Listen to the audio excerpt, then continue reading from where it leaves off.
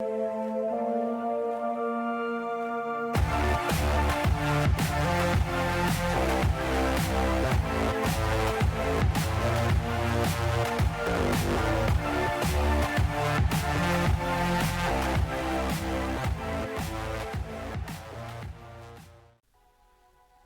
everyone, how's it going? Gamer Geek here, and Happy New Year to all of you.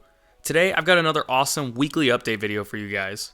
Over the past 2 weeks, since I didn't upload a video during Christmas time, I've been hard at work updating the current build of my Flash game and getting it ready for the official launch of Beta 2.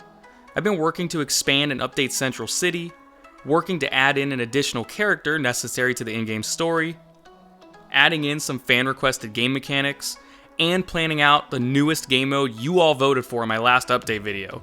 We have a ton to cover in this episode about everything I was working on over the past 2 weeks, and we have some planning to do for the upcoming Beta 2, so let's jump right in. Also, for those who didn't read the title of the video, my brother Comic Books vs. the World will be joining us to give us his interpretation of the reverse Flashpoint from the CW Flash show. I know, he's actually alive, crazy right? So let's get into everything and we'll circle back to my brother and reverse Flashpoint momentarily. As always, check out the time codes in the video description if you want to jump around. Alright, let's get into it. Starting off with the Flash game, let's talk about the changes being made to Central City. As I continued playtesting the game while I was working on it, I realized I just wasn't in love with how the city was laid out. To me, the buildings were too spaced out. There just wasn't enough of them to make it feel like a fully developed city. It almost felt half finished if I'm being honest with myself. So I went back to the drawing board and redesigned the layout of the streets and the city blocks to try and make the city feel a little more like an actual city. The roads were also swapped out to add in more detailing to the city, and honestly, I'm loving it now. The city looks infinitely better than it did before, and it really feels bigger if that makes any sense. I'm also adding in other locations at the moment, like I planned to in a previous video, that will be important to the game's plot and game modes in the future, like Central City Bank and Central City Stadium. I'm also trying to add in more residential zones throughout the city to make it look like people actually live here rather than it all being office buildings and high-rises. Overall, the city is getting a massive overhaul to prep for Beta 2 and for the implementation of Chapter 1 of the story. Hopefully you guys like where the city is headed and are excited to speed around in the new environment. The city isn't the only thing getting overhauled though. Once the new layout is finalized in the coming weeks, I'll be overhauling the pedestrian system as well. The plan is to have significantly more pedestrians roaming throughout the city to make it feel more populated, but to also give them human character models rather than the Unreal Engine mannequin.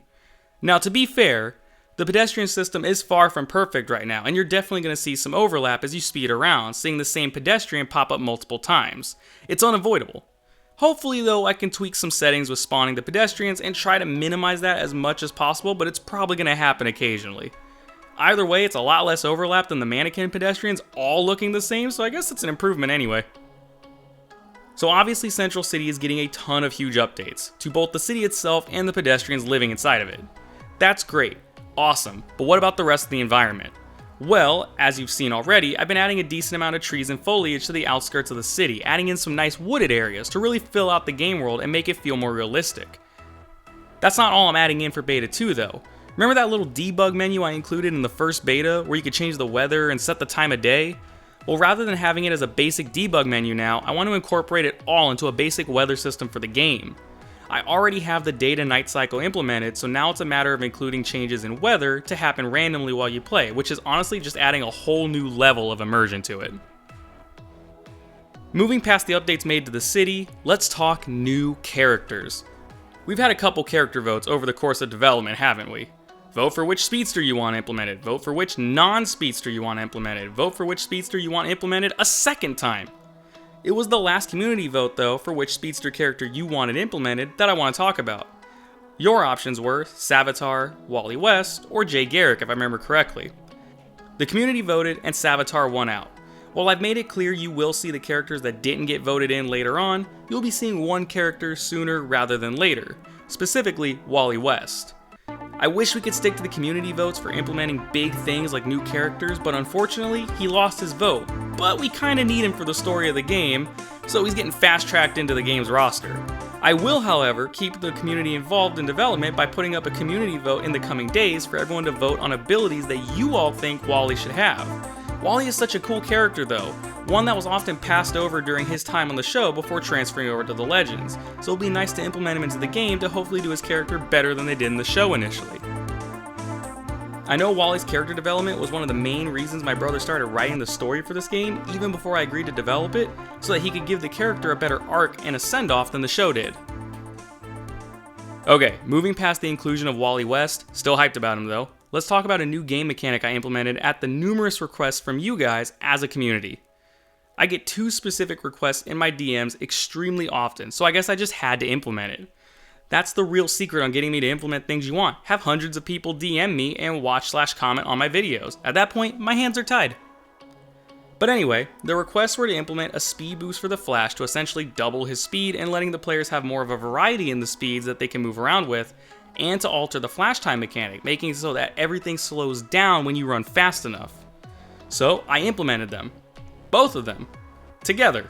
I mean, they really do go perfectly together when you think about it. I took inspiration from the episode Enter Flash Time from Season 4, where Barry could operate for an extended period of time while everyone is essentially motionless around him because of how fast he's moving.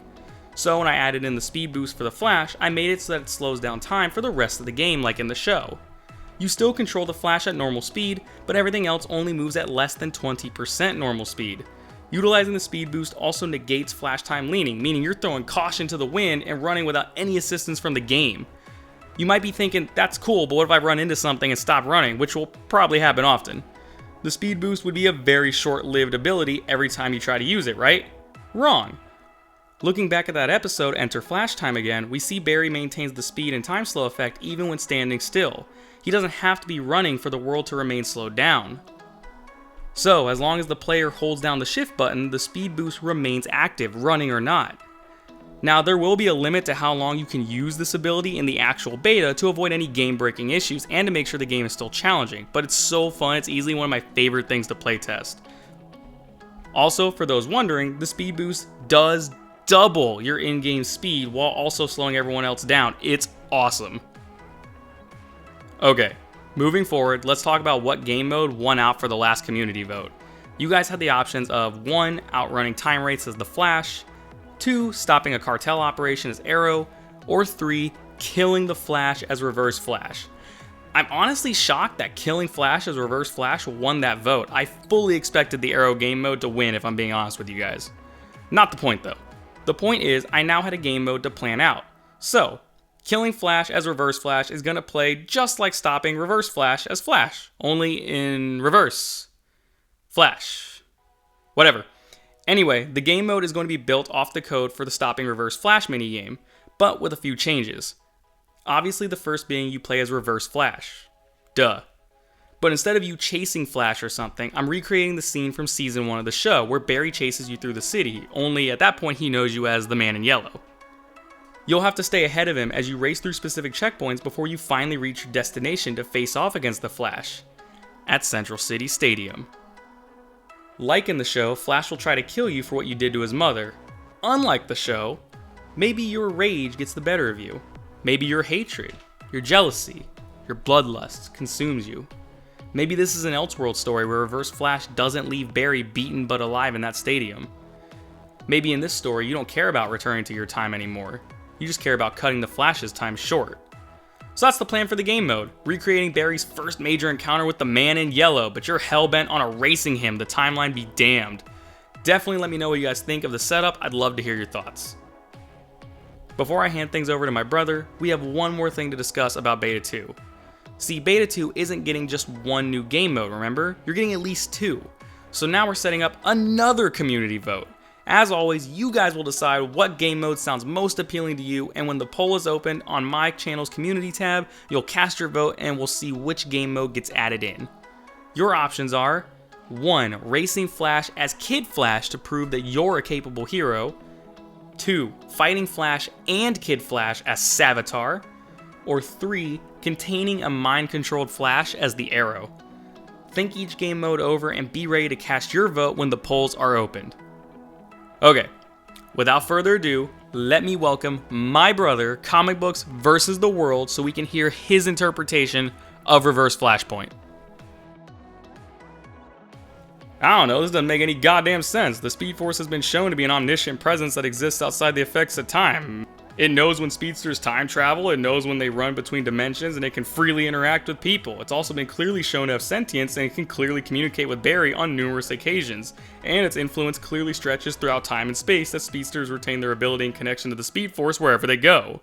So when Thawne runs back in time to kill Barry as a child, which he's done before and the Speed Force is aware of it, how could he recreate Barry's getting struck by lightning in 2013?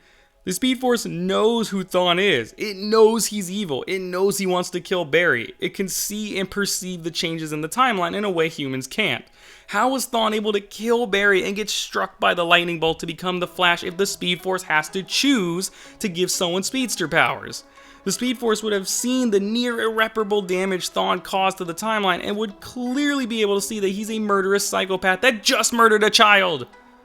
He wouldn't have been chosen to be the Flash, and he definitely wouldn't have gotten married to Iris. Gross. Also, how was Barry turned into Reverse Flash in this timeline if he's dead?